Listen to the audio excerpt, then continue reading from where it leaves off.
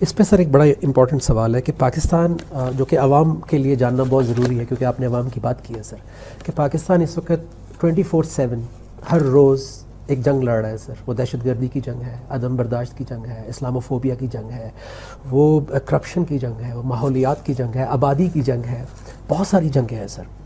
تو کیا یہ کیسے ممکن ہوگا کہ جو عوام ہے یہ ایک 20-22 کروڑ کی عوامی بن جائے، اپنی ذمہ داری بھی لیں؟ کیا رکاوٹیں ہیں جو ہمیں متحد نہیں ہونے دیتی سر؟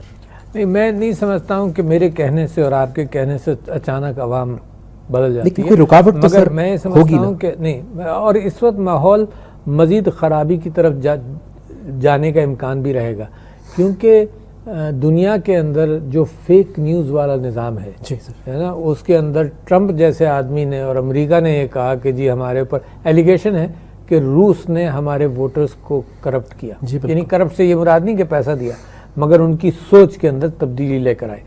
اچھا، تو لہٰذا یہ جو مسلسل جد و جہد ہے اس کے اندر میری شکایت صرف پاکستان کے میڈیا سے نہیں ہے، میری شکایت انسان سے، کہ انسان کی اپنے ڈی این اے میں یہ کیفیت ہے کہ خراب خبر جو ہے اس کی اہمیت ہمیشہ سے زیادہ رہی، ہمیشہ سے، سینکڑوں سال سے خراب خبر کی اہمیت زیادہ. میڈیا رول پلے کر رہا ہے سر؟ نہیں، میں انسان کے اپنے مزاج کی بات کر رہا ہوں. تو خراب خبر جو ہے وہ انسان کو چونکا دیتی ہے، یعنی سانپ ہے کہیں، رائٹ رائٹ. تو یہ اس کے ڈی این اے کے اندر آیا.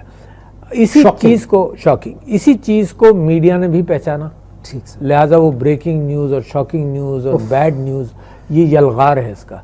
اچھا، اب یلغار بڑھ گیا. کیونکہ ہر شخص فکر کرتا ہے، ہر شخص تک. پہلے جب میڈیا کم تھا تو یہ فکریں کم تھیں، ہر گھر کے اندر کوئی ٹی وی نہیں چل رہا ہوتا تھا، ہر گھر کے اندر کوئی سوشل میڈیا نہیں چل رہا ہوتا. اب چل رہا ہے. لہٰذا مضبوط قومیں وہ بنے گی. آپ کے ساتھ میری جو گفتگو ہے یہ وہی راستہ ہے کہ مضبوط قومیں وہ بنیں گی جو false news, fake news, alarming news کا مقابلہ کر لیں گی.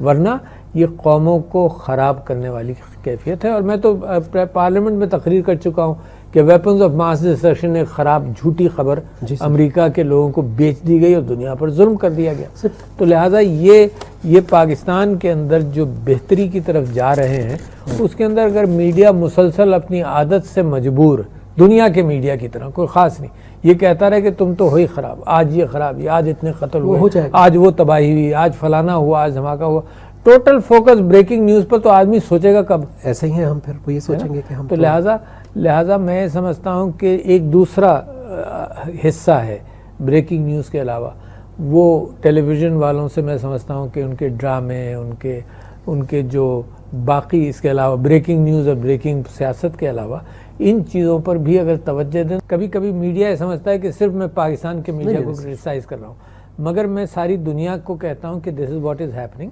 مگر اچھی قومیں وہ ہوتی ہیں جو اپنی فکر کر کے ان چیزوں سے، ان گڑھوں سے بچ جاتی ہیں.